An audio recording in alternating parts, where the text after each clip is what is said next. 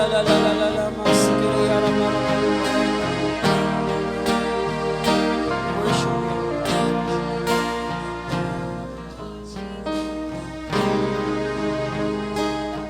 your name. In Jesus' name, amen. Amen, amen.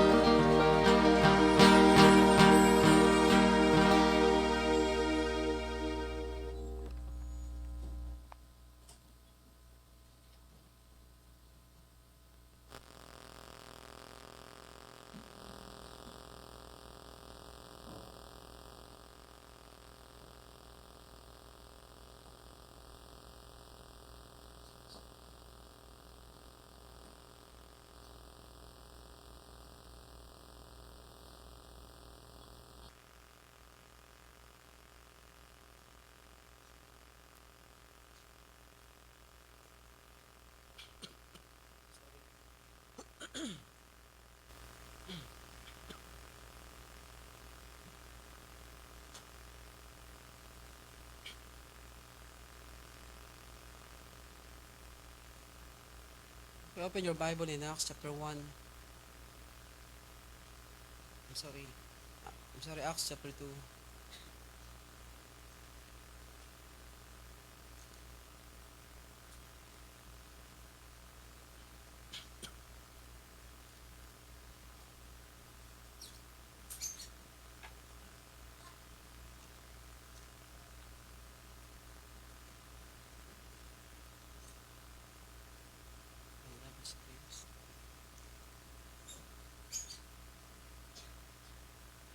The Bible says in Acts chapter 2, verse 1,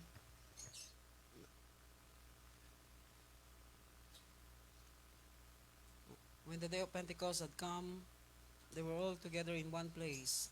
And suddenly there came from heaven a sound like a violent rushing wind, and it filled the whole house where they were sitting. And there were appeared to them tongues as of fire, distributing themselves, and they rested on each one of them. And they were all filled with the Holy Spirit and began to speak with other tongues as the Spirit giving them utterance. You know, when God built the church, He built it in power. I said when God started the church, He empowered the church. I said God empowered the church, empowered it with the Holy Spirit. Are we part of the church? I said, are we part of the church? Then the church that God is building is a powerful church. Amen. Not a lousy church, not a weak church, but a strong church. Amen. Tell your neighbor you're strong. I said talk to your neighbor. Don't say it to me. Tell your neighbor you're strong. Amen. We must become strong because God did not brought us into the church so that we become weaker and weaker, but so that we become stronger and stronger. Amen. This morning we will talk about building a strong church. Amen. You know, the church is strong when each individual are strong. I said the church is strong when each individual are strong. That's why the strength of the church depend on each one of us. Amen. How strong we are, how strong all of us will, the church will also strong. Amen. Okay, write these things. Number one, if we want the church to become strong, we must become strong in the inner man. We must become strong in the inner man. Meaning our spirit must become strong. I said our spirit must become strong. They said the body is weak, but the spirit is willing. No, the body must rely on the spirit, not the spirit relying on the flesh. Amen. That's why you must allow the spirit to take over in our life, not ourselves, not our emotion, not our own desire, but God must be the one taking over in our life. In Ephesians chapter 3 verse 16, Ephesians 3 verse 16, I don't know how we can finish this morning. Maybe we will continue it on the last week of October. September, sorry. Ephesians 3 verse 16, that He would grant you according to the riches of His glory to be strengthened with power through His Spirit in the inner man. That's why the Holy Spirit must be in the inside of our heart. I said the Holy Spirit must be in the inside of our heart so that our inner man will become strong. You know, the problem with Christianity today, their spirit are very weak. They are strong in the flesh, but they project all kinds of strength outside, but they cannot manifest the strength that is within. Amen? That is the life of the Spirit. That's why the Spirit of God must be in the inside of our heart so that our spirit will become strong, allowing the Spirit to take over and take control of our mind, emotion, every aspect of our life. We must allow the Holy Spirit to take over, or else our inner man will never rise up. That's why to become strong in the inner man, we must write these things under that point. We must allow the Holy Spirit to work in the inside of our heart. We must allow the Holy Spirit to work inside our heart. Meaning, allow Him to deal you, convict you, allow Him to deal you, convict you, stir you up, so that you become shape and mold. So that you become shape and mold in the character and image of Christ.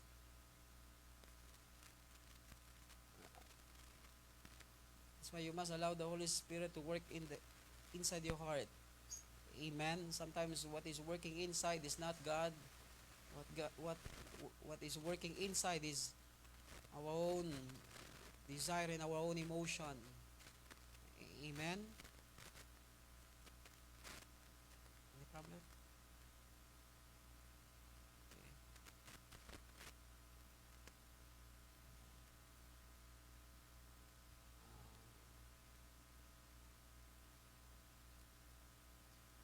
Okay na kaya?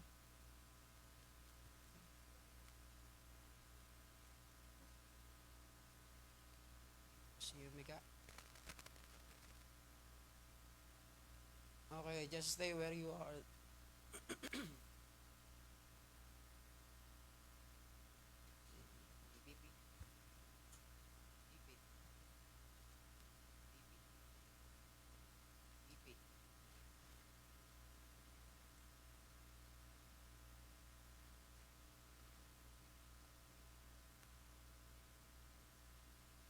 Okay, don't worry.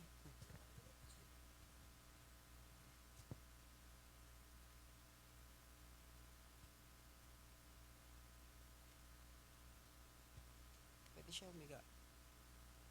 Si Nanay Sonia.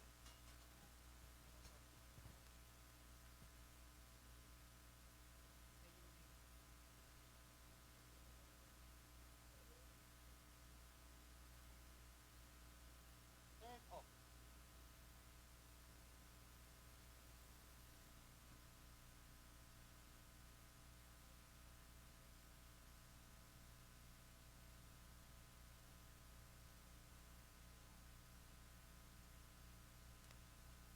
Hindi.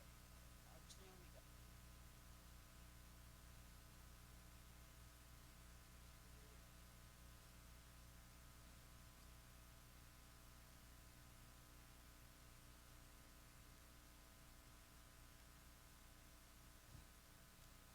Okay. So the Holy Spirit must work in our life.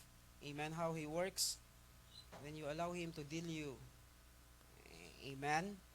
I said when you allow God to deal you in every aspect of your life. Sometimes we don't want God to speak to us in some aspect of our life because we are the one who want to take control of it. No, but every aspect of our life must be subjected to the will and purpose of God in our life. Amen? Okay, are you listening? Ba sa inyo kung saan ang isip niyan? Dito ba kayo? So it is the work of the Holy Spirit inside our heart. Amen. When you allow God to deal you, amen, every aspect of our life, we must know how to subject it to God. Amen. Put it under subjection with the Holy Spirit. Amen. Knowing how to follow the conviction. Amen. Do you still have conviction? Amen. We must have conviction of still. Amen. We know if it is wrong, then it is wrong. Amen. We don't play with it, because if you play with fire, it is impossible not you to be burned. Hello, I said if you play with fire, it is impossible for you not to be burned. Amen. For sure, it's just a matter of time you will get burned. Amen. Whether here or in hell, I don't know. But don't play with fire. I said don't play with fire. Okay. Ilan ang parents dito? Amen. We always tell our children don't play with fire. Amen. Why? Because they will get burned. Hello. O pinaglalaro nyo yung anak nyo ng apoy. Anak, laro ka apoy. Sindi-sindi ka, sunog-sunugan. No, we must have conviction. Amen. We must have the conviction of the Spirit in our heart, because it is the Holy Spirit that will bring conviction. Narinig nyo sa likod? Okay, thank you. Amen. It is the Holy Spirit that gives us conviction to decide if it is His will and if it is not His will. Amen. God gave us conviction, and God also clear our conscience so that we can follow our conscience too. Amen. That's why God gave us so many things in our life so that we can keep following God all the days of our life. Amen. He gave us conscience. Yung iba wala ng konsensya. May konsensya pa kayo? Hello. Iba pag nagsisinungaling, di na nakukonsensya. Wala na. Hello. Hello. Ba't tayo dyan akong tingnan? Hello. When people tell lie, they lie. You know, every time you hear it, when you watch Senate hearing, they always said, these people lie to their tooth. Hello. They are lying on their face, and it's like they are acting like they are telling the truth. Hello, you know, so many people are like that. When you talk to them, they even if you put them in lie detector, you cannot detect. Hello, why? Because they already living on it. They are living in lie. If you live that way, then the Holy Spirit will not work. Our inner man will not become strong. Hello. Hello. Don't lie to your truth.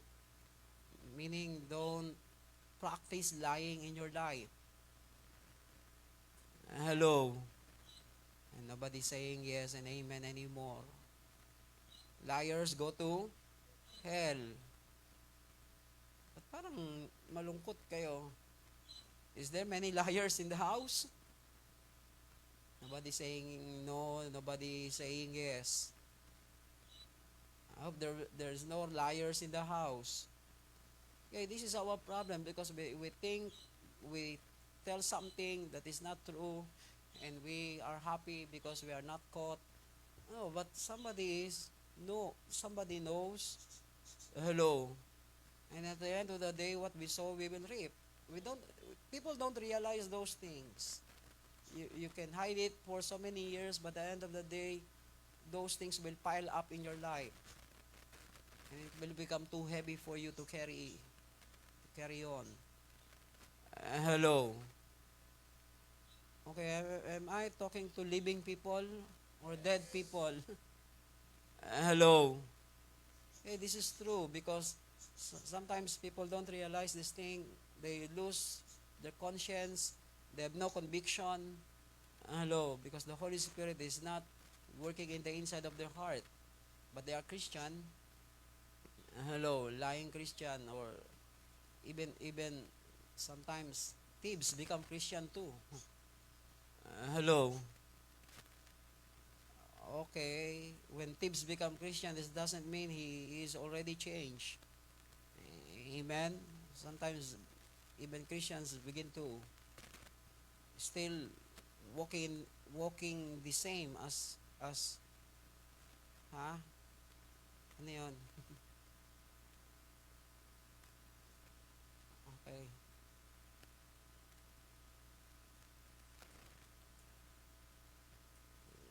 Amen. You know, sometimes when you go to conference, the one who is still are Christians. Yung mga nangunguhuay, yung mga Kristiyano pa. Hello. Kaya bisan kahit sa gathering ng mga Kristiyano, may nakalagay, do not leave your things unattended. Imagine, I hope in heaven there will be no sign like that. Hello. Or else we are in trouble. Hello. Amen. If the things is not, if it not belongs to us, don't take it. Hello.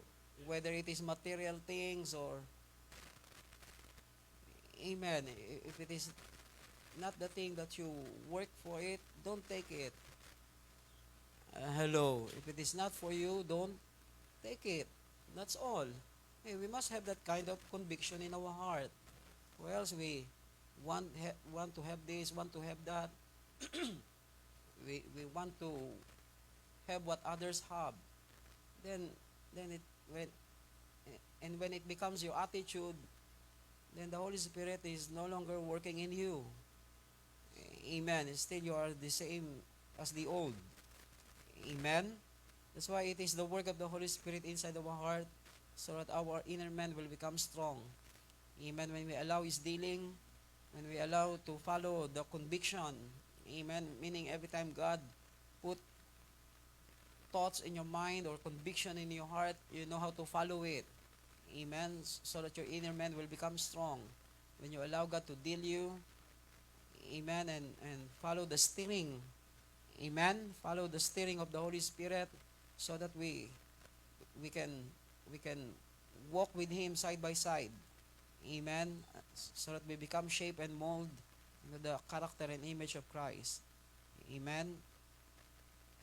Also under that point, it is the empowering of the Holy Spirit through gifts, revelation. It is the empowering of the Holy Spirit through gifts, revelation, understanding, and wisdom to execute God's will and God's plan. It is the empowering of the Holy Spirit through gifts, revelation, understanding, and wisdom to execute God's will and God's plan. Hey, are you listening? Some of you, you're easily distracted. May gumalaw lang, may magsalita lang. Lahat natin nakatingin sa... Hello. Can we focus? Focus sleeping?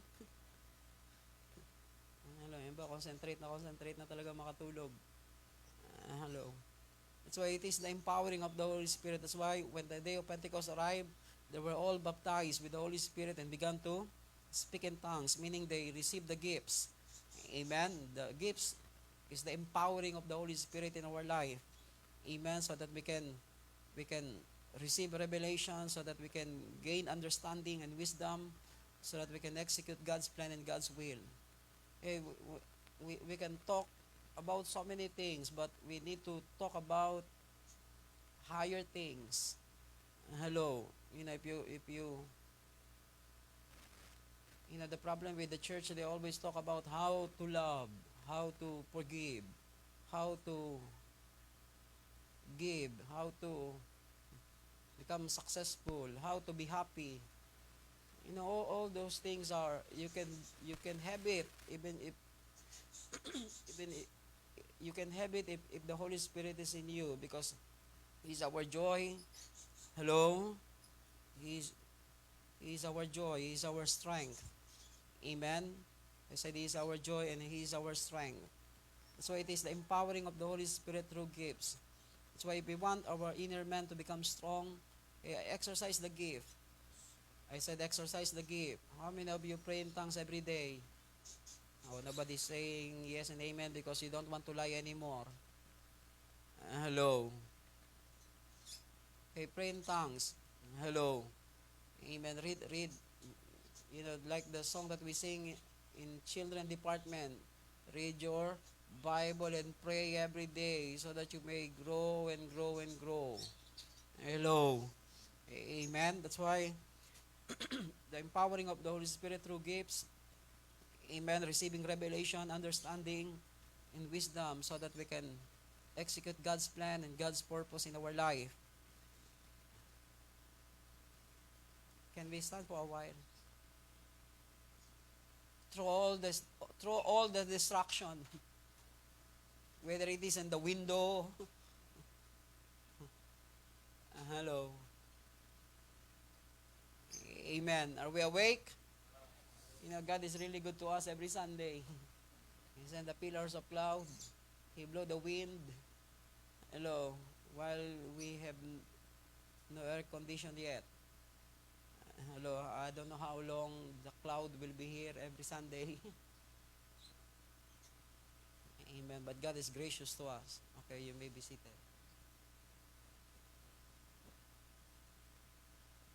That's why the empowering of the Holy Spirit. Amen. Make sure you use the gifts. Hello. You exercise the gift. Amen. You you you have strong relationship with God so that you can receive revelation, gain understanding and wisdom, so that you know how to execute God's plan and God's purpose in your life. Amen. Under that point, also in point number 1, it is the level of our relationship with God and with Christ. It is the level of our relationship with God and with Christ through our intimate relationship with the Holy Spirit. It is the level of our relationship with God and with Christ through our intimate relationship with the Holy Spirit. Amen. Our inner man will become strong when we have intimate relationship with the Holy Spirit. Amen. Why? Because it is the Holy Spirit that will lead us in knowing who God is and who Christ is. Amen. Because the Bible says the Holy Spirit will not speak on His own, but He will always speak to us according to what Jesus is saying. Amen. Because the one that will reveal Christ to us is the Holy Spirit. The one that will reveal to us who is the Father is the Son. Hello. Amen. The Bible says no one comes to the Father except by me, Jesus said. Amen. That's why the way of knowing the Father is knowing the Son. The way of knowing the Son is having an intimate relationship with the Holy Spirit. Amen. Hello.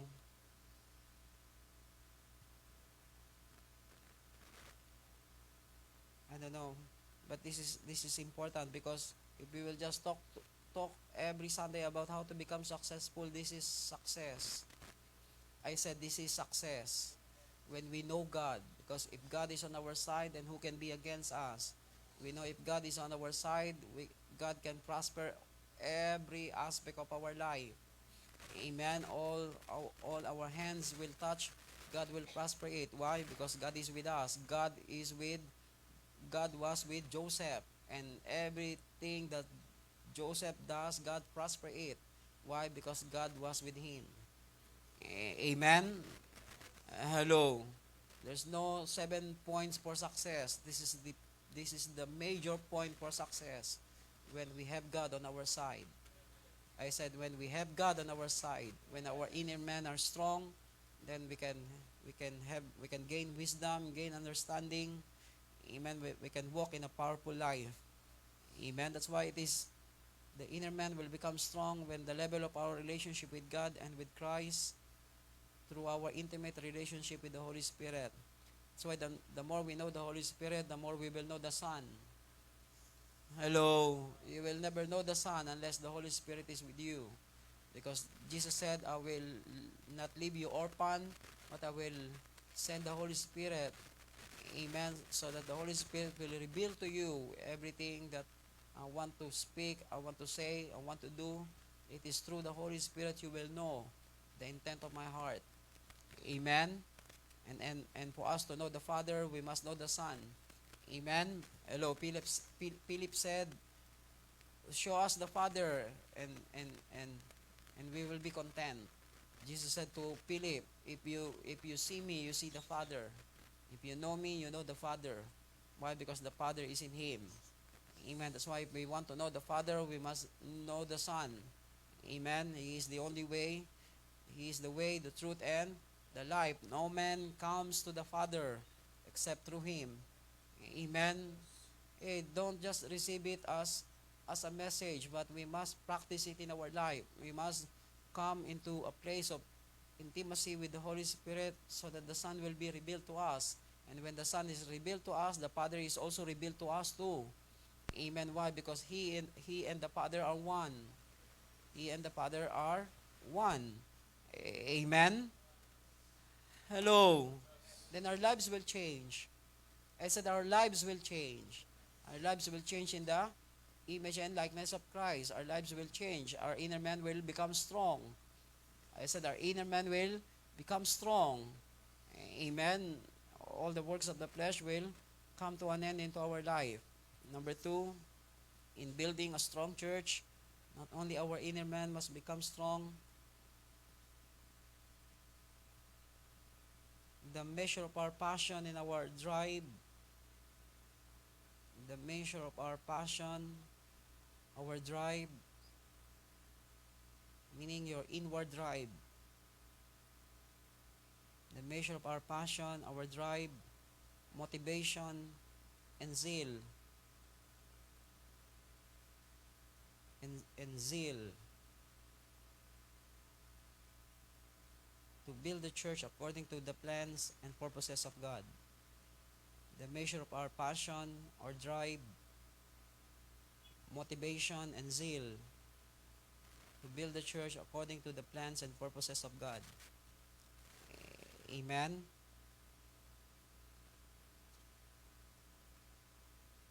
Meaning, what drives you to be in the church? Who drives you to be in the church? What motivates you? What is your motivation? Why you are in the church? Some are motivated because I will stay in the church because God will bless me. Blessing is their motivation. I will stay on the church so that I will be protected. Then their motivation is for protection. All those things are for their own purpose, but not serving the purpose of why God built the church. Hello. What motivates you to stay here? What motivates you to come to church? What drives you to stay in the church? All these things, you must answer it with an honest answer in your heart. Hello. Some of us, we stay in the church so that we become protected. We stay in the church so that we will not experience any accident. We will be blessed financially. When we are sick, then we will be healed. All those things, sometimes people are driven by all those things, but not with the purpose of God, not with the purpose why God built the church. That's why the church become more and more weak. Hello. Why? Because there's a wrong drive, wrong motivation. Hello. There's no passion anymore for God. The passion is for their own thing, for their own purpose in life, but not with the purpose why God built the church. Hello. Because for some people, they thought that God built the church so that we can have fellowship with one another. No. God built the church so that the gates of hell will not prevail. Amen. And open heaven is what we will experience in our life. Hello. That's the reason why God built the church. But for so many people, that's why look at today, more and more churches, but less and less change that we see in the environment. Why? Because people come to church, pluck into the church, but knowing not the purpose why they are there. The motivation is wrong, the drive is wrong, the intent is wrong. Hello, everything is for themselves. But that's why we must measure our passion. For us, in building a strong church, our passion must become strong. Passion to pursue God's will and God's purpose in our life. Passion to know Him. Amen. Our motivation must become clean and clear. What is your motivation? What motivates you to be here? I said, what motivates you to be here? Kung hindi lang, kundi lang talaga. Tagal na akong wala dito eh. Go home. Hello. Hey, some people are like that. No, the things that really, really motivates us is our love for God, our passion for Him, because we love God. That's the reason why we stay. Do we love God? Not only we love God, but we also love His church, and we love one another. Hello, all these things must become clear, or else we just come to church. Lord, I will come to church so that I will be blessed. I will come to church so that I can have peace. I will come to church so that I will be happy. I will come to church so that I will be protected. No, you don't need God to have all those things. You can find it somewhere. I said people can find it somewhere. But God brought us to the church for this reason. Amen. To build a strong church that will shut down the gates of hell and open up the heavens. Amen. Okay, write these things as the purpose of God, why He built the church. Number one, why God built the church. Number one, it is for the purpose of building God's government here on the earth as it is in heaven. It is for the purpose of building God's government here on the earth as it is in heaven. Amen. That's why the church must establish God's government inside. Amen. All of us must be under the government of God. Amen. Inside the church, we cannot do our own thing. We must know how to subject ourselves to the government of God. I said we must know how to subject ourselves into the government of God. Or else, we're still Catholic. We come to Christian church, but still we act like Catholic. We are on our own. We come and go out the same. No, God's government must be embedded inside, established inside. Amen. I said the government of God must be established inside. God's government, we subject our lives to the government of God. That's why number one purpose of the church is it is for the purpose of building God's government here on the earth as it is in heaven. Meaning God must be the one ruling in our life, ruling in each one's life. Amen. I'm not the one ruling over you, and nobody in this place ruling over us, but God appoint leaders. Hello. I said God appoint leaders. God appoint leaders that will God can use so that they can bring us into the plans and purposes of God in our life. Hello, because we cannot do it on our own.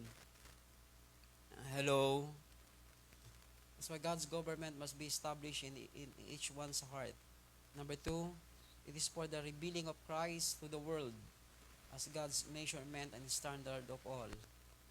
It is for the revealing of Christ to the world as God's measurement and standard of all. It is for the revealing of Christ to the world as God's measurement and standard to all. Amen. Meaning, it is not Christ that will save the whole world. It's more than that. God sent us Christ so that we know that Christ is the standard of God to every man. I said Christ is the standard of God to every man.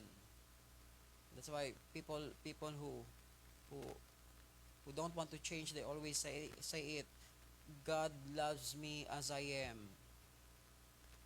Mahal ako ng Diyos kung sino ako. Tanggap niya ako. Kahit ganito ako, tanggap niya ako. It's true, God loves us as who we are, but He is expecting us to change. Hello, God wants us to change. Hello, the purpose why He accepts us so that He can bring change in our life, not remaining the same as we are before. But along the way, we are changed from strength to strength. We are changed from glory to glory. Amen. Until we reach the standard of God. And that standard is Christ. Amen. That's the reason why God brought the church. God build the church so that Christ will be revealed to the whole world. Amen. As God's measurement and standard to all. Amen. He is the standard to each one of us. Amen. There's no standard. There's no anymore, or there's no another standard. There's only one standard, and that is Christ. Amen. The Bible says in the book of Ephesians, chapter 3, He is all the plans and purposes of God are now realized in Christ. Amen. Meaning all the plans and purpose of God to man are are fulfilled in Christ. Amen. Chapter 3, verse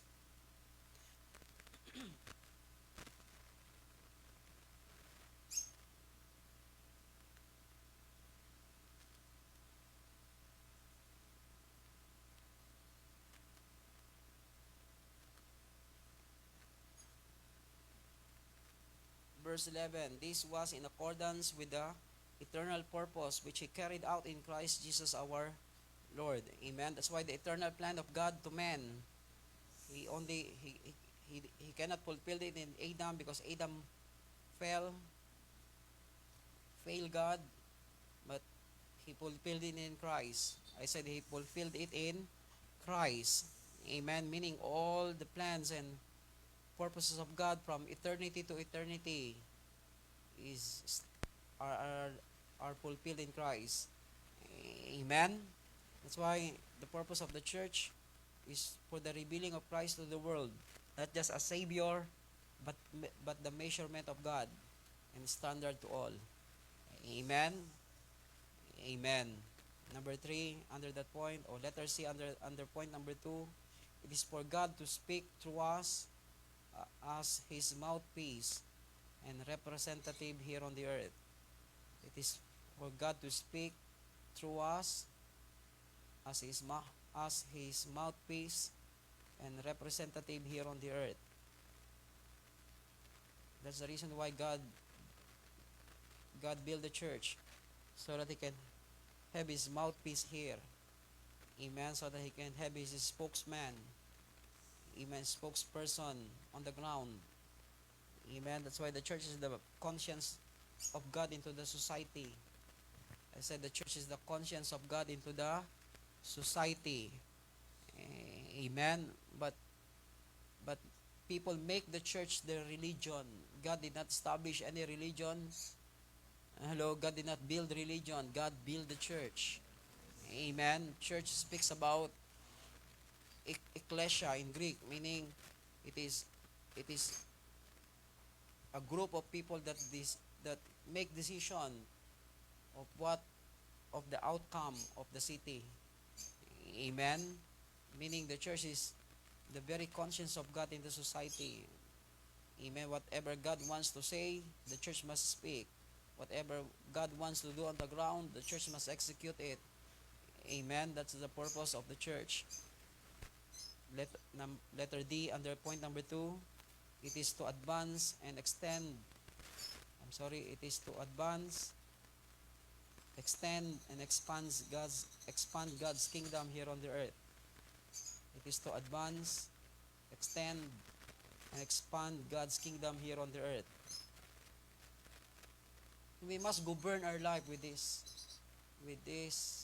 purpose, so that we know how to behave inside the church, so that we know how to live inside the church, not living like a beggar, that every Sunday we ask God for blessing, we ask God for bread. Hello, God will supply. Man shall not live by bread alone, but by every word that proceeded from the mouth of God. That's why, number 4, purpose of why God built the church is to advance, extend, and expand God's kingdom here on the earth. Meaning, He raised the church so that we can bring impact into the city and influence the nation. Amen. Hey, govern your mind with this principle. We're here to bring impact. We're here to influence. Amen. Not just we're here to be blessed and go to heaven when we die. No. It's more than that. I said it's more than that. Amen. We go beyond just going up to heaven. We're here to impact the city and influence the nation. That's why all of us must rise, all of us must become strong, all of us must excel in every domain that God put us in. Amen. Hello. Amen. Hey, church is not ministry alone. Hello. Church is not just going every Sunday and sing two joyful song, two worship song. That no, it's more than that. How we can bring impact, how we can bring influence.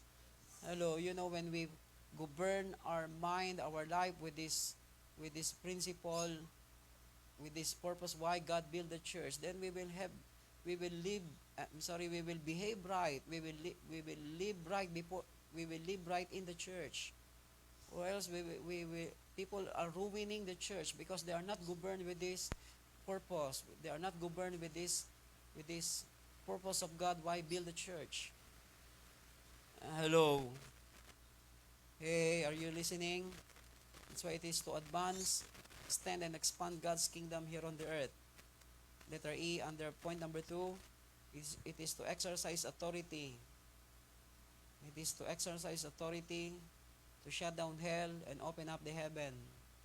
It is to exercise authority to shut down hell and open up the heaven. That's why every now and then we must engage in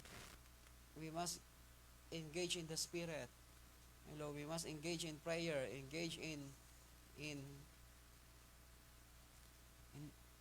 exercising the authority that God gave to us. Jesus said, upon this rock I will build my church, and the gates of hell will not overpower it. I will give you the keys of the kingdom of heaven. Whatever you bind on earth will be bound in heaven. Whatever you loose on earth will be loose in heaven. Meaning we must get involved in shutting down the gates of hell. I said we must get involved in shutting down the gates of hell. How we can stop all the operation of the enemy first in our life. Hello. How we can shut it down.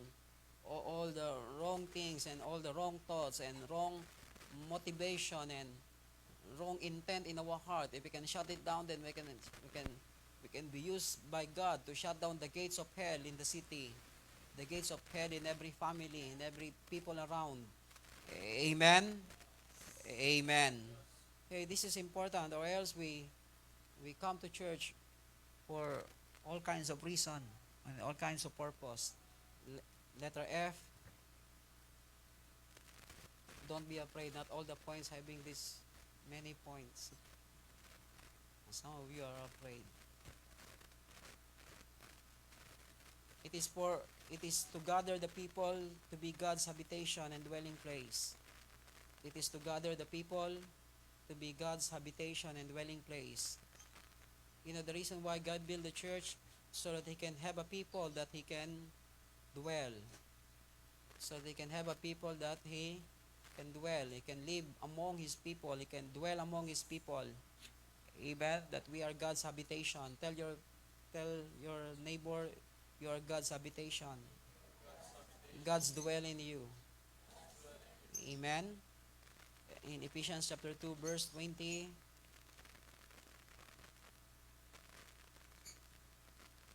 maybe the last Sunday we will talk about these things again.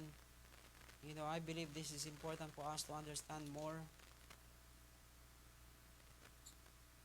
Ephesians 2 verse 20, having been built on the foundation of the apostles and prophets, Christ Jesus Himself being the cornerstone, in whom the whole building is being fitted together, is growing into a holy temple in the Lord, in whom you are also built together into a dwelling of God in the Spirit. Amen. Is that scripture clear to us? Why God built the church? So that He can have a people to dwell in. Amen. So that He can have a people to habitate. In Exodus 25 verse 8, God commanded Moses, build the tabernacle so that I can dwell among my people.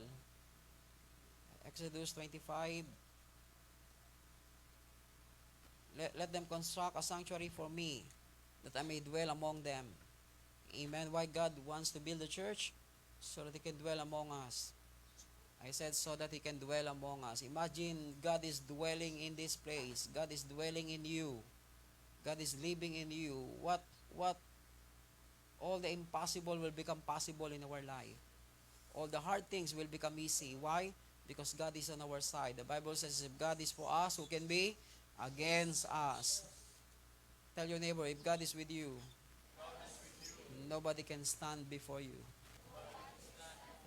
Amen? Hey, nobody can stand on our way. Why?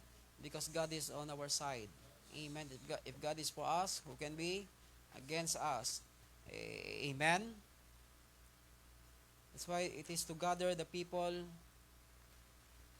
to be God's habitation and dwelling place. Amen. Letter G under that point. It is to unite the people to become one in Christ. It is to unite the people to become one in Christ. Amen. In Ephesians 2 verse 14 to 22, just write it down, the scripture. You can study it in your home. Amen. That's why the purpose of the church is to unite the people, not to divide the people. Amen. Amen. Until we become one in Christ. Hello. And the last point, under point number 2, to bring into fulfillment of what the Father promised to the Son. Sorry, I need to speak fast. To bring into fulfillment of what the Father promised to the Son, that all His enemies will be put under His feet. Amen. That's why we are the fulfillment of God's promise of what the Father promised to the Son. Amen. And in Psalms 110 verse 1, the Lord says to my Lord, sit at my right hand until I make all your enemies become a footstool to your feet. Amen. Meaning the reason why God built the church, so that the church will be used by Him, so that His promise will be fulfilled. Amen. What He promised to our Lord Jesus Christ will come to pass through the church.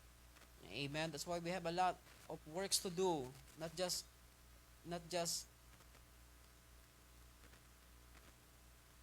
lots of weeks to come to the church. Hello. Amen. We have no luxury of time, but we must understand that we're here so that the promise of the Father will be fulfilled. Amen. So that all His enemies will become a footstool to His feet. If we are not governed with this purpose, why God built the church, then we will just come to church for nothing. Hello, wala lang. At least I can have a religion to say. So that people will see I come to church. No, it's more than that. I said it's more than that. Number 3, in building a strong church, the ability to be consistent and steady. The ability to be consistent and steady in pursuing the vision and finish God's assignment in our life. The ability to be consistent and steady in pursuing the vision and finish God's assignment in our life. That's why this character of being consistent. Amen. Some are inconsistent. They pray today, tomorrow they don't. They read the Bible today, tomorrow they don't. Hello. They tell you the truth today, they lie tomorrow. No, don't have that mixture, or else you are ruining your own life. Then you think you're Christian because you have ministry, you have this, you have that. And sometimes you sa maintindihan mo tuloy hindi ko na maalala, si Ezra ba o si Nehemiah, sa tindi ng frustration niya, pinagsabunutan niya lahat ng tao doon sa Jerusalem. I tell you, it's in the Bible. Why? Because he got frustrated. Because these people, they are serving in the temple, and yet they do all kinds of things. They are not registered. They don't pay the registration. Hello. They are looking for somebody that will sponsor them, and become responsible. Hello. Sabi ko, laking ticket, Gulatan kayo. Wala pa pala akong ticket. Bakit? Sino? Akala mong kukuha sa'yo. Hello. Hello. Maiwan. Kahit pasali ka sa play. Hello. Okay, this is the problem because people are not consistent. Okay, become consistent. Hello. Develop consistency in your life. It's by way of practicing and exercising. Hello. Yung iba, nag-practice, nag-exercise, praktisado rin ngumuya, ala rin. Hello. Hello. Hey, we must know how to become consistent. Yung iba, mag-exercise ng 1 linggo, papahinga ng 3 buwan. Hello. Wala rin. Hello. Hey, become consistent. Kung talaga wag ka na lang mag-exercise. Why? Because you develop wrong muscles in some parts of your body that is not supposed to have. Hello. Kaya ba, hindi mo alam yung muscle na punta rito. Hello. Saan na pupunta yung muscle? Hello. Okay, do you believe this is important? Amen. That's why the ability to be consistent and steady in pursuing the vision. What is your vision? Hello. What is the vision of God for the church? What is the vision of God for you? What is the purpose of God for each of us? Then we must become steady pursuing it. What is the vision of God for your family, for your business? Then become steady pursuing it. Become consistent pursuing it until you reach the goal. Hello. Hey, what you are pursuing? You must become consistently pursuing it. Hello. Amen. Iba, wala. Magtatrabaho ng 1 linggo, magpapahinga ng 3 buwan. Tapos. Hello. Amen. Matahimik kayo lagi. Parang wala na naman kayo sa hulog. De, joke lang. Hey, this is important. Consistency is important to be developed in our life. Amen. If we read the Bible, I said to God, Lord, I will read the Bible every day. Every day, you need to read. Whether it is 1 scripture or 5 chapter, 2 chapter, 1 chapter. Develop consistency. Amen. I will attend church every Sunday. Whatever happen, we must consistently doing it. Hello. Well, so, iba, mga, tawag sa Pilipino? Ningas kugon. Hello. Madaling magliyab, mabilis din mamatay. Hello. Amen? Iba talagang liyab na liyab. Yun nga lang, saglit lang. Iba pag sinilaban mo yung kugon, alam niyo yung kugon? Yung nakakaalam ng kugon, taas ang kamay. Iba, di alam yung kugon, ano yun? Pagkain ba yun? Di ba? Hello. Yung pinang bububong sa kubo. Hello. Ayos ba, James? Parang busy si James. Hello. Di ba yung kugon? Pag sinindihan mo, mabilis yun mag-aapoy. Parang mga born again. Hello. Mag-aapoy. Bigla rin namamatay. Hello. Minsan sa isang sitwasyon lang, isang pagkakataon lang, patay agad. Hello. Amen. Yung iba, hindi kailangan ng bumbero para mamatay yung apoy. Patay agad. Hello, sorry. Hello. You don't need to call for a fireman or to stop the fire. Just 1 glass of water, the passion for God will die. Amen. That's why the ability to be consistent. Amen. That's why you must become consistent and steady in pursuing the vision. Amen. Under that point, letter A, not being distracted by any other things and foreign voice. Not being distracted by any other things and foreign voice. Amen. That's why so many foreign voices outside, but we must hear only what God is saying to us. Amen. That's why hear those who are hearing God. Amen. And hear the one who is speaking to us. Amen.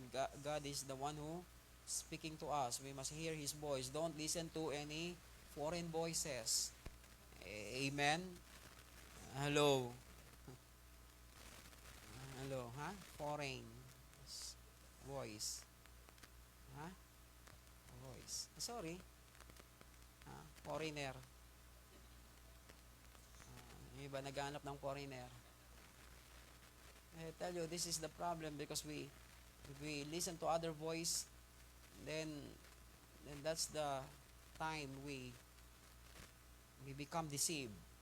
Hello, deception comes when we entertain another, when we entertain foreign voice. Amen.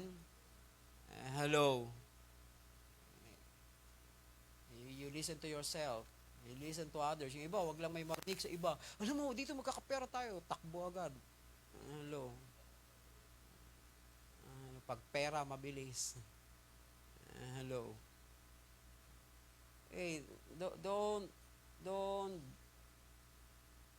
jump on every opportunity. I said, don't jump on every opportunity. Amen. Just consistently doing what you supposed to do.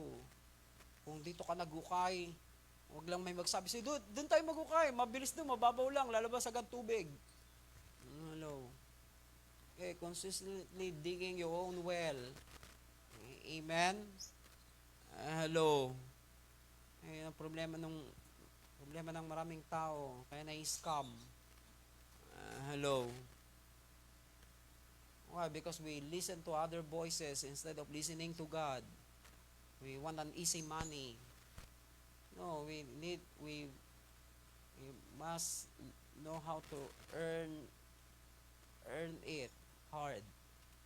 Amen. So that we can give, so that we value it in our life. Iba, madali lang sa kanila. Kikita ng 500, bibili ng halagang 800. Utang ka pa. Hello. Hello. Yung iba, kailangan na magpagawa ng isang room para lang siya Shopee. Delivery. Sometimes we just buy things again and again, things that we don't really need. Yung iba, gusto yung mamahalin, branded. Hello, pero walang pagkain. Hello. Why we choose all those things? Something wrong inside. Hindi ako pwede magsuot ng halagang 300 lang, kailangan 3,000. Something wrong with your mind. Hello, why we want to project ourselves in that way? Projecting ourselves that we are rich and famous. We don't need those things. I said we don't need those things unless we really talagang attend tayo ng mga bigating business meeting. Yung iba lalabas lang, kailangan nakasuot pa ng Adidas na halagang 5,000. Pag hindi ako lalabas. Bakit hindi Adidas suot ko? Kukuin kayo ulo mo. Hello, hindi kakain pagka hindi mamahalin yung kakainin. Something wrong with our mind. Hello, hey, are we listening? Change this mindset, or else we don't realize we are no longer, we are already distracted of so many things, amen, around us. Letter B, not being contaminated and being part of the crowd. Not being contaminated and being part of the crowd, meaning, become a leader. I said become a leader.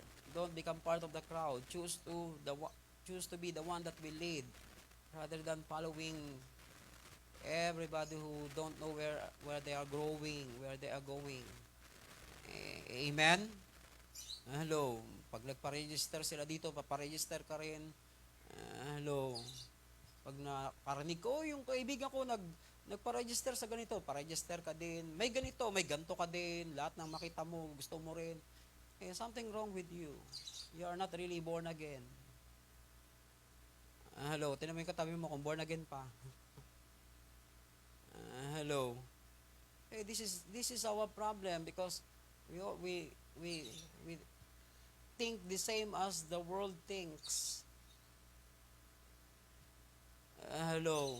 Then how we can build a strong church if we are not changing? Amen. That's why do not be contaminated. Amen. And being part of the crowd. Letter C under point number 3, not to be a leaking vessel, but a vessel of honor for His glory. Not to be a leaking vessel, but a vessel of honor for His glory. Amen. Meaning, patch all the hole. Amen. Make sure we have no hole. Amen. Wala tayong butas. Diba? Butas-butas. Pag tinignan mo, butas-butas. Amen. So many leakages in their life. Amen. Hello. Their attitude is wrong. Their character is wrong. They lie. They steal. They do all kinds of things that is not right. And kaya kahit anong buhos mo linggo-linggo, walang nangyayari, walang napupuno. Ikaw ang mapupuno. Hello. Okay, this is true. Why? Because we have so many leakages in our life. And how God can fill us? We cannot come into fullness and overflowing if we are leaking. Hello. So even some people that are 20, 30 years of being Christian still, it looks like nothing happened to them. Why? Because they have so many leakages. So make sure we stop all the leak in our life. Amen. Whether it is in our mind, in our emotion, in our character, in our attitude, in our words. Hello. Hello. Yung iba, pag nagsalita, wala na. Kung di hangin, bagyo, ano pa? Hello.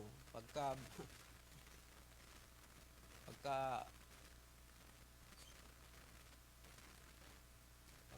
biro, mabilis makaisip. Hello. Tanungin mo ano sinasabi ng Diyos. Sab. Hello. Pag-prayen mo, alam mo na kung anong laman. Hello.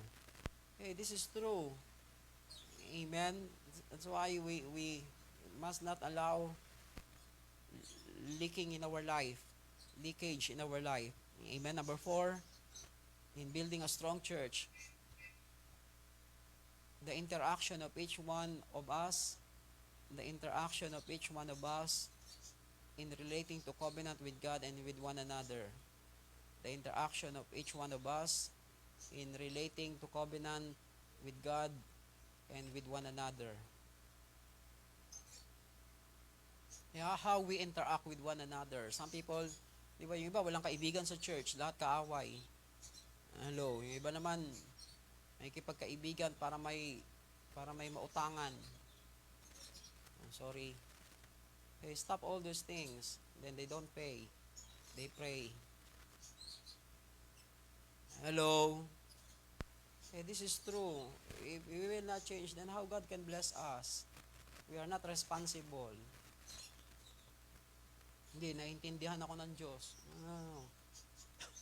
Ako nga, di kita maintindihan, Diyos pa. Hello. Iba naman sa'yo, ang Diyos, Daddy. Ang Diyos talaga maunawain. Sana all. Hello. Hey, this is important because if we don't change, then I don't know what will happen to the church. That's why our interaction with one another, we must become wholesome in our relationship with one another. Amen. Make sure we don't destroy each other's life, but we build up one another in Christ. I said we build up one another in Christ. That's why how we interact. Amen. Sometimes you tell bad story of somebody else's to others. Amen. Yung iba walang matinong kaibigan. Hello. Lahat inaaway. Lahat ng kaibigan nila inaaway nila. Kaibigan nila ng 3 buwan. Pagdating ng 4 na buwan, kaaway na nila. Hey, something wrong with you. Kung wala tayong nakakasama na kaibigan ng pangmatagalan. Baka pagdating sa langit, wala pa rin kayong kaibigan. Ewan ko kung may pupunta sa langit na walang kaibigan. Wala. Hello. You must seriously considering having strong relationship with people in the church. Amen. How you interact. Hello. How we interact with one another. Amen. Kundi hindi yung tuwing makikita mo, bibiruin mo, tuwing makikita mo, tag doon, hindi biro meron pa. Ah, ha? Ha? Bully mo, hindi. Meron pa isa. May tamang salita ron.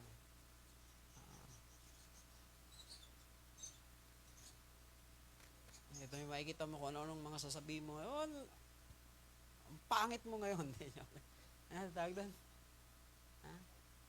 Hindi. Okay, mamaya, maalala ko yun. Amen. Every time you see somebody, you say about this thing, wrong things, bad things about them. Hey, stop doing that. Amen. Our interaction must be godly interaction. Hello. Amen. Hello. Amen. Every now and then we criticize somebody else. We destroy somebody else's reputation. No, if we interact that way, then the church will not become strong. Because the strength of the church is when all of us are strong. Amen. Yung iba kung makapang ha? Makapanglait 'yun. Yung iba walang ibang alam kundi manglait. Hello, ang itim mo, akala mo puti. Ba't ganyan ang ilong mo? Bilog. Sa'yo, lapad. Joke lang. All these things. Di ba iba magaling man lang. Naalala ko ito ng buhay pa si Pastor Rick. Sabi ko, Pastor, siguro nung bata kayo, talagang magaling kayo manglait. Biruan lang naman namin. But I tell you, that things is not right. Hello, when we come together, our fellowship must be in the atmosphere of God's love and God's purpose in our life. Amen. Hello. Amen. That's why the interaction of each one of us in relating to covenant with God and with one another, and how we interact with God, how we build covenant with God and with one another will make the church strong. Amen. Under that point number 4, letter A, we pursue destiny together. Amen. We must govern with that kind of mindset. Amen. We're here to pursue destiny together. Amen. We're not here just to be blessed. We're here to pursue destiny. We're here to finish the assignment together. Amen. After people are blessed, they left the church. Hello. When they have nothing, they are in the church. When they become blessed, they left the church. Hey, don't be like that. Hello. I said don't be like that. Amen. Ngayon, makikita mo pa nasa church. Hanggat may kailangan sila, nasa church sila. Pagka wala silang kailangan sa Diyos, then they leave the church. Letter B, we choose to partner with God and with one another. We choose to partner with God and with one another. Meaning our partnership is not only with God, but also with one another. Amen. We are partner in destiny. Amen. We are one team. Are we one team? I said, are we one team? Amen. We must become one team, not divided team, not divided people, but we are one team. Amen. We are one. Amen. Letter C, under that point number 4, we lay down our life for one another as Christ laid down His life for us. We lay down our life for one another as Christ laid down His life for us. Sorry. We need to finish these things. I know some of you are hungry. We lay down our life for one another as Christ laid down His life for us. So we must know how to lay down our life. Amen. So I thank God for some of you, you know how to show, you know how to extend your help to those who need help. Amen. You know how to lay down your life, giving your time to somebody else who need it, who need help because they are sick or they are in some difficult situation that they go through, that they need your help. Amen. But those who receive help must also know how to pay back in kindness and in kindness and graciousness. Amen. Rather than somebody help you and still you talk bad things about those people who help you. Hello. Don't become like that. I said don't be like that. Hello. Amen. When somebody help you, become grateful, thankful. Amen. Yung iba, hindi yung tulong yung nakikita nila, ang nakikita nila yung kulang sa tinulong mo. No, no, no. Hey, learn how to become grateful and thankful. Are you grateful? Thankful? Hey, we must have that kind of attitude. People are ungrateful. Tinulungan mo na yung tulong mo, yun pa yung hindi nakita. Ang nakita yung kulang sa itinulong mo. No. Not everything they can give to you. Not all your expectation will be met by somebody who help you. But you must be thankful. You must be grateful that at some measure of your need, they are there to help you. Hello? Hello?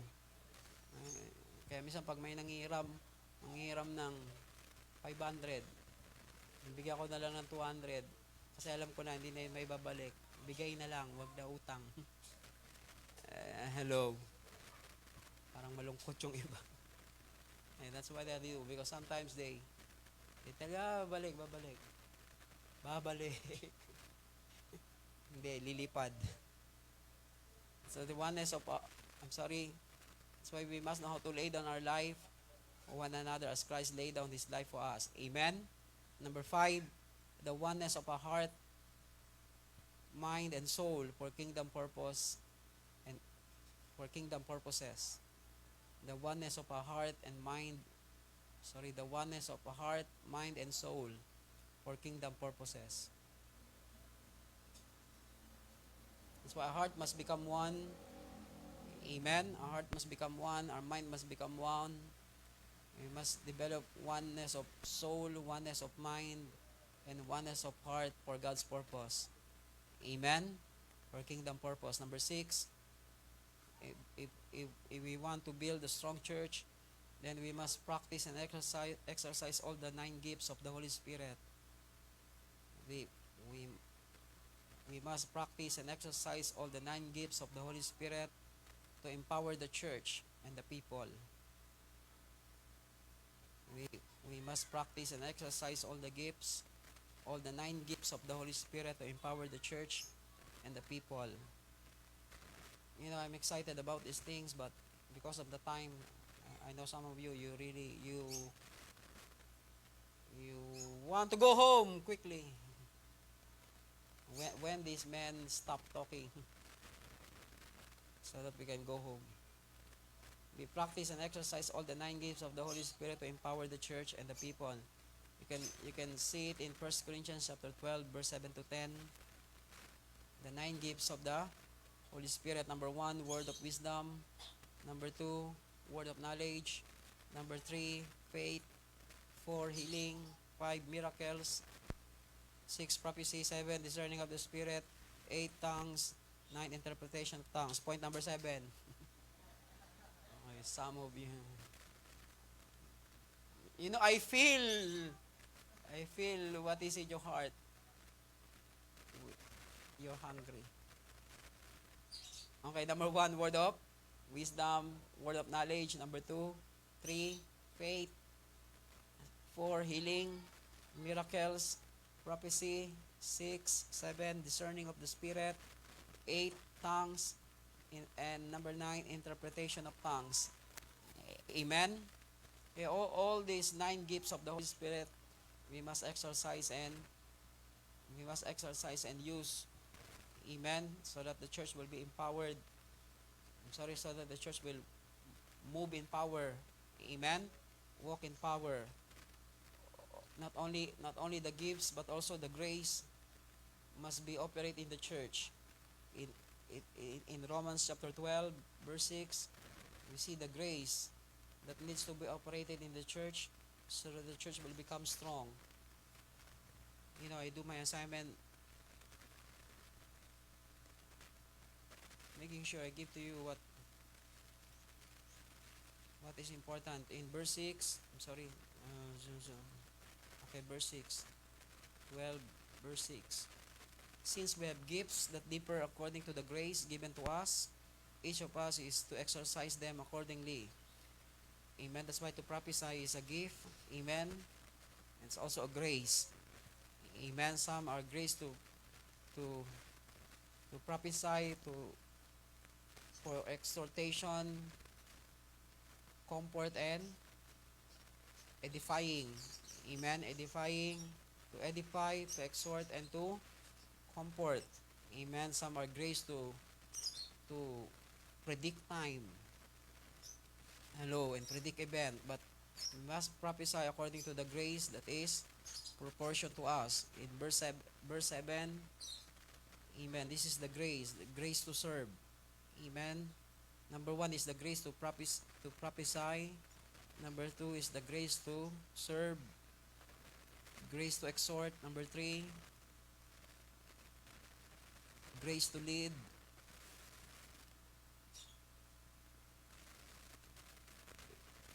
Grace to show mercy, because some are merciless. They don't have any mercy to anyone. Grace to show mercy. Grace to love without hypocrisy. Amen.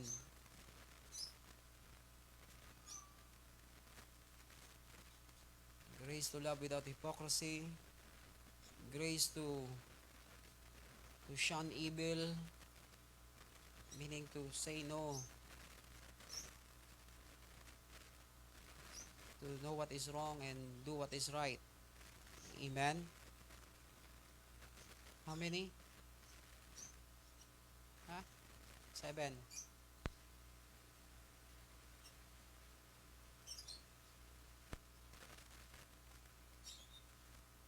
Grace to hope and grace to give.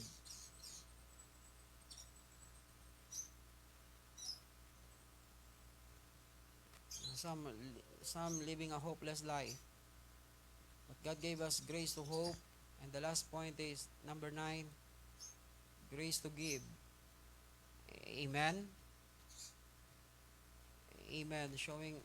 Practicing hospitality and contributing to the needs of the saints. Amen. That's why there are 9 fruits. I'm sorry, 9 gifts, 9 fruits, and 9 grace. Amen. Point number 7 in building a strong church, the depth of change in character and transform life in the image and likeness of Christ. The depth of change in character and transform life in the image and likeness of Christ. That's why the church becomes strong when there is true change. I said the church becomes strong when there is true change, because some are not really changed. They are just act change. Some are actor and actress, but we are not acting, we are living. I said we must live it. Amen. Amen. One of the things that I really hate is when people begin to lie to you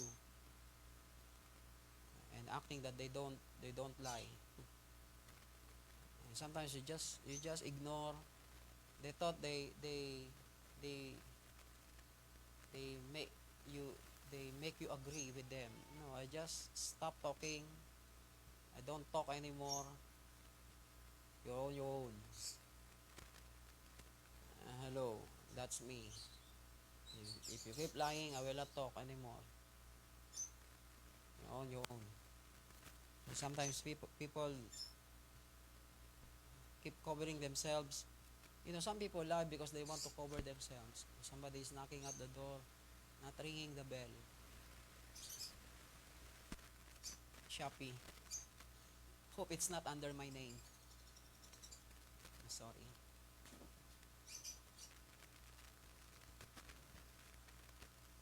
That's why the depth of change in character and transform life in the image and likeness of Christ. That's why when there is true change in the church, then it will make the church strong. Amen. Why? Because when we are changed and there is a deep change, we can easily receive insight. Amen. Okay, write these things under that point 7. Letter A, insight, revelation. Letter C, the manifestation of power and gifts of the Holy Spirit will become evident to all. The manifestation of power and gifts of the Holy Spirit will become evident to all. Amen. Why? Why we can easily receive insight and revelation? Because we are changed. Amen. When we are changed, then we we can God can easily give us insight. Amen. We can easily receive revelation and we can manifest the power and the gifts of the Holy Spirit. Amen. Let's all stand. Let's thank Him. Maybe I will talk to you more about the 7 points on the last week of September, because third week is for our evangelism. Amen. Bring your friends, bring your relatives, bring those who have sickness and disease. Amen. Let's have celebration in God's presence. Amen. Amen. That's why we're expecting God will save, God will heal, God will deliver, God will do miracles. Hello. And we all celebrate in His presence. Father, we thank you this afternoon. Thank you for giving us a church that is strong. Church that will manifest your power, your miracle, your strength.